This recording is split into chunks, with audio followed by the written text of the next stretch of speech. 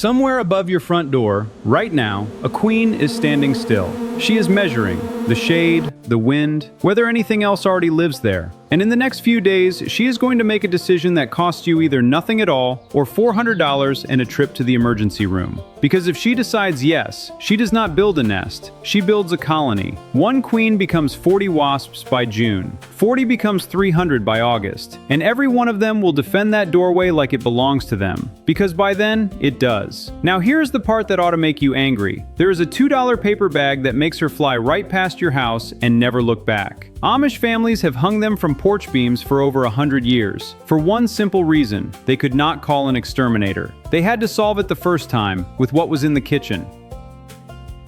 But listen close, because there is a catch. There is one detail about that bag. Costs you nothing, takes 4 seconds, and almost every man who tries this skips it. Skip it, and you have not hung a wasp repellent. You have hung a paper decoration. She will build 18 inches away from it, and you will swear the whole thing is an old wives' tale. I will show you exactly what that detail is, and I will show you the 20-foot rule that decides whether this works at all. And later, I will show you what to do if she has already started building, because there is a right hour of the day to deal with that nest, and a wrong hour that sends grown men to the hospital. I am Earl. Let us get to work. First, let us be honest about why this matters more at our age than it did at 30. A wasp is not a bee. A honeybee stings you once and dies. She does not want to sting you. A wasp can sting you 5, 6, 10 times, and she has no reason to stop. And she does not sting alone. Bump a paper wasp nest and you are not dealing with one insect. You are dealing with every insect in that nest at the same time, and they will follow you across the yard. But the sting is not what puts men our age in the hospital. The latter is. Here is how it happens every single summer in every single county. A man sees a nest under the eave. He gets the ladder. He gets the can of spray. He climbs 8 feet up. He reaches out sideways with one arm, and a wasp comes at his face. Now he is not thinking about the nest anymore. He is swatting on a ladder, 8 feet up at 70 years old, with his weight already leaning out past the rails. Falls are the #1 cause of injury for folks over 65 in this country. Not stings, falls. And a broken hip at 70 is not a bad afternoon. It is the thing that changes everything that comes after it. So understand what we are really doing here. We are not saving $40 on a can of spray. We are making sure you never have to be on that ladder, with that can reaching sideways in the first place. The Amish figured this out a long time ago. You do not fight the nest. You make sure the nest is never built. Now let us talk about the expensive way, because most folks try that first. You call the company, a truck comes out, somewhere between $200 and $400 depending on where you live and how high that nest is. He treats it, the nest dies, and everybody is happy, until next spring. Because here is what that $400 actually bought you. It killed one colony. It did not change one single thing about your house. That eave is still shaded. That porch beam is still dry. That soffit corner is still perfectly protected from the wind. Every single reason a queen chose that spot in the first place is still sitting there, exactly the same, waiting for the next one. And there will be a next one. A single paper wasp nest produces new queens at the end of the season. They fly off, they winter under bark and in wood piles, and in spring they come looking for a home. Guess which house they already know is good? So you pay again and again. Some folks have been paying that bill every spring for 15 years and never once asked why the wasps keep picking their porch. They keep picking it because nothing ever told them it was taken. That is the whole idea. A wasp does not read a no trespassing sign, but she absolutely reads another wasp's territory. And she reads it from a distance, and she obeys it without thinking, because that instinct is the only thing keeping her from getting killed by a rival colony. So we are going to give her something to read. To use that against her, you have to understand what she is actually doing up there. In early spring, one queen wakes up. Not a swarm, one. She spent the winter alone, frozen stiff under a piece of bark or in the crack of a woodpile, and she is the only survivor of an entire colony from last year. Everything that colony will become in July is sitting in that one insect in April, and she is looking for 4 things. Shade, so the paper does not bake. Cover, so the rain does not melt it. Stillness, so the wind does not tear it. And a flat surface she can hang from. Now go stand at your own front door and look up. The underside of your porch roof. The corner where the soffit meets the wall. Inside that light fixture. Under the deck rail. Inside the grill you have not opened since last fall. Inside the mailbox. Inside a hanging flower basket. Every one of those is shade, cover, stillness, and a flat surface. You did not build a porch. As far as she is concerned, you built the finest wasp real estate on the block, and you left it unlocked. But she is not only looking for a good spot, she is looking for an empty one. Because a queen alone in April cannot survive a fight. She has no workers yet, no defenders. If she builds too close to an established colony, that colony will find her, kill her, and take her nest apart for the paper. She knows it. So she checks, and if something is already living there, she leaves. She does not argue, she does not test it, she leaves. And that is the whole law we are about to use. Paper wasps and yellow jackets keep their distance from a rival nest. Beekeepers have known it for generations. Nurserymen use it. And every commercial decoy nest sold in every hardware store in America is built on exactly this one behavior. You are just going to make yours for $2 instead of $20. The working distance is about 20 feet. Inside 20 feet of what she believes is an occupied nest, a lone queen in spring will almost always move on and look somewhere else. That is not a folktale. That is her staying alive. Now the Amish part. An Amish farmstead has a problem an ordinary house does not. There are children barefoot in the yard. There are horses in the barn, and a horse that gets stung on the muzzle while hitched can kill a man without ever meaning to. And there is no truck to call, no number to dial, no $400 to hand somebody. So the solution had to be cheap. It had to be made from what was already in the house, and it had to work the first time. Go look under the porch beam of an old Amish farmhouse in early spring, and you will see them. Gray paper sacks, crumpled, tied with baling twine, hanging in the shade. Visitors think it is decoration. It is not decoration. It is a scarecrow. Except the scarecrow lies to a crow, and this one lies to a queen. And unlike the scarecrow, this one actually works, because the crow is curious and the queen is afraid. Let us go build one.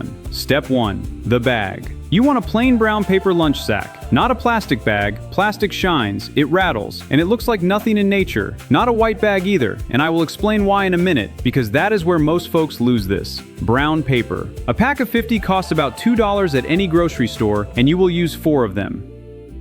If all you have is a grocery sack, that works too. You will just be trimming it down. Bigger is not better here. A real paper wasp nest in spring is about the size of a fist. By late summer, a mature nest is about the size of a grapefruit or a small football. You are aiming for grapefruit. Something much bigger does not read as more threatening. It reads as fake, because nothing that size exists in April. Step 2. Fill it. Crumpled newspaper, plastic grocery bags, dry leaves, old rags. It does not matter one bit what goes inside, because nothing inside is ever going to be seen. What matters is the shape it creates. Stuff it firm. Firm enough to hold a round shape when you squeeze it, loose enough that it still gives a little. Do not overfill it. An overfilled bag goes stiff and square is the one shape a wasp nest never is. Nature does not do corners. Fill it about 2/3, then twist the neck closed with your hand and look at what you are holding. If it looks like a lumpy gray fist hanging from a string, you are exactly right. Step 3. Tie it. Twine, string, wire, an old shoelace. Wrap the neck of that bag 2 or 3 times and knot it. Then leave yourself 6 or 8 inches of tail to hang it with.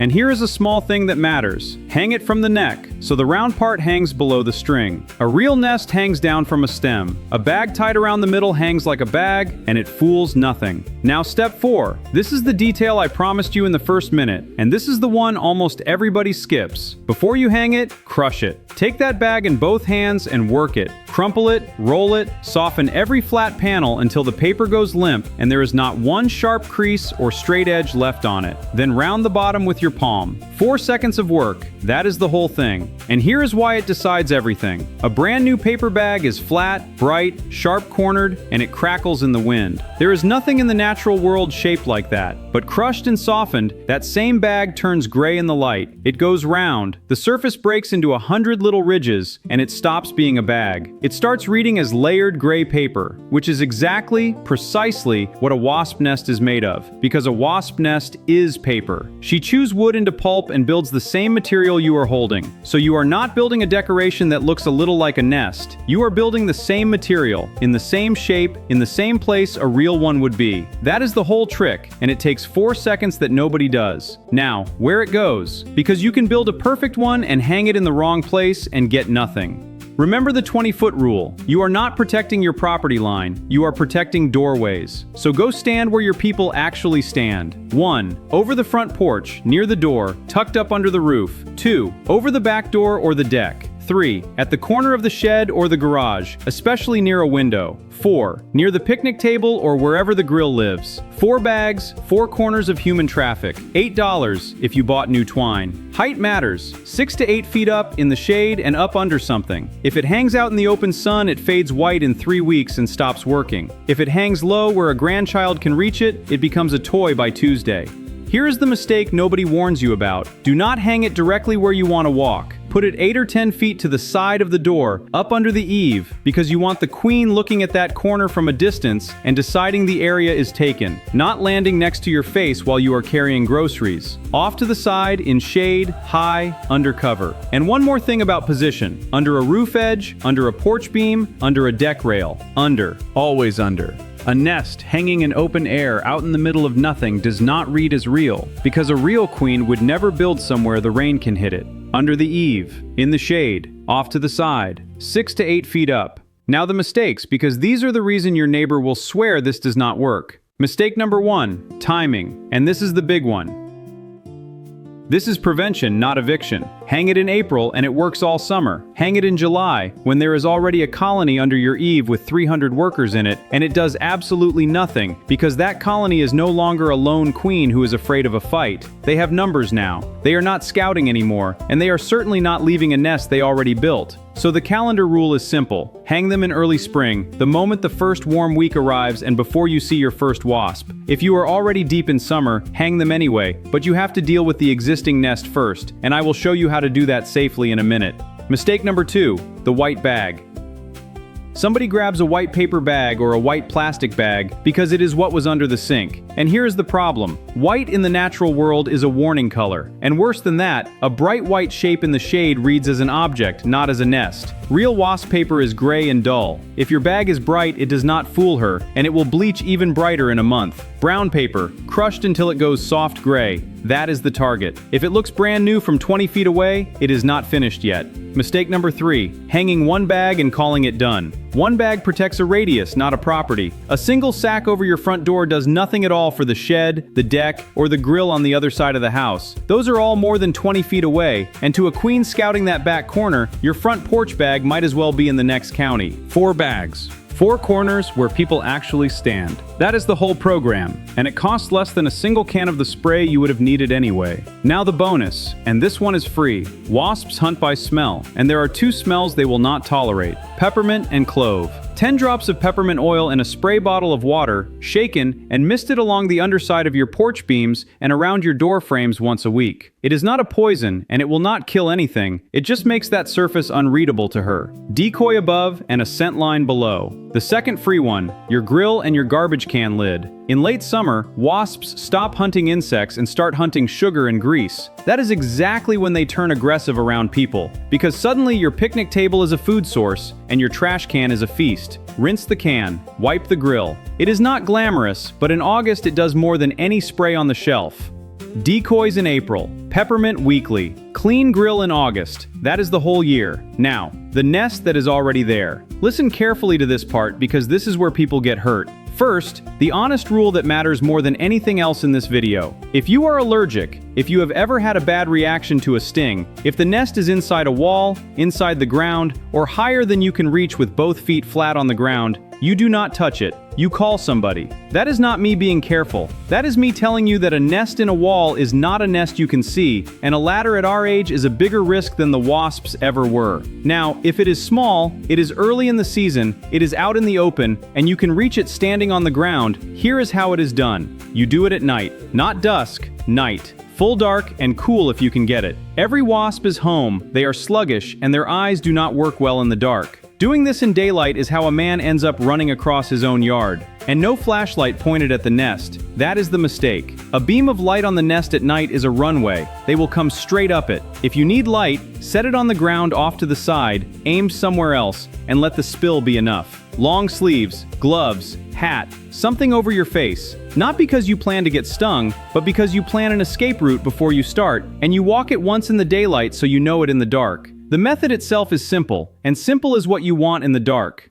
A bucket of hot soapy water and a long handle. Dish soap breaks the surface of the water so nothing can float or fly out of it, and it strips the wax coating that keeps a wasp dry. That is why plain water fails and soapy water does not. You hold the bucket up under the nest, and with the handle you knock the nest straight down into the water. One motion, straight down, and then you walk away. Not run, walk, the way you already planned in the daylight. Do not stand there watching your work. Come back in the morning. Take the whole thing down. Wash the spot where it was attached with soapy water. That matters, because the old attachment point carries scent that says a colony lived here, and it will draw the next queen right back to it. And then, that same morning, while the spot is still clean, you hang your bag.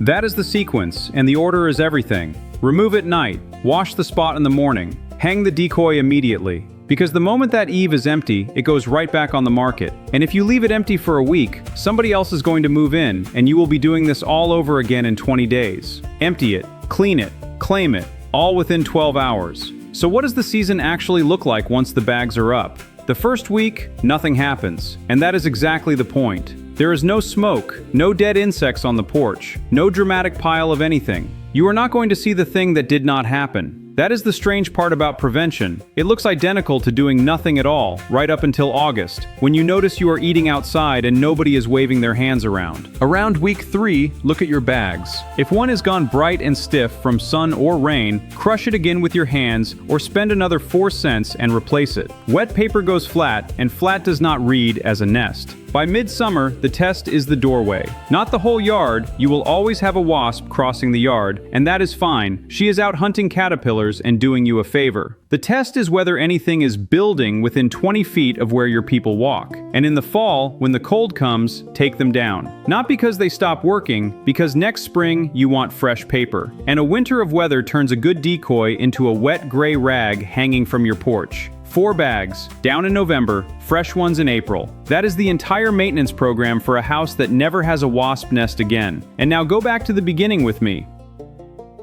That queen, the one standing above your front door right now, measuring the shade and the wind and the stillness. The only survivor of an entire colony, carrying a whole summer inside her, about to make her decision. She is going to make it. She is going to look at that corner, and she is going to see a lumpy gray shape hanging in the shade 8 feet away. And everything she has ever known is going to tell her the same thing. That spot belongs to somebody, and I cannot win that fight alone. So she leaves. No spray, no ladder, no $400 truck, no emergency room. She simply goes somewhere else, and you never find out how close it was, because the whole story ends with a $2 bag and 4 seconds of crushing it in your hands. That is what the old ways actually were. Not magic and not folklore. Just somebody who watched close enough to learn the rules and then used them. If this one saved you a climb up a ladder, do me a favor and hit that like button so it reaches another fellow who was about to get his out of the garage. And next time, I am going after mice. Because there is a doorway trick the Amish have used for 100 years that stops them before they are ever in the wall. And the reason it works is stranger than this one. I am Earl. Spend smart, stay curious, and let the bag do the arguing.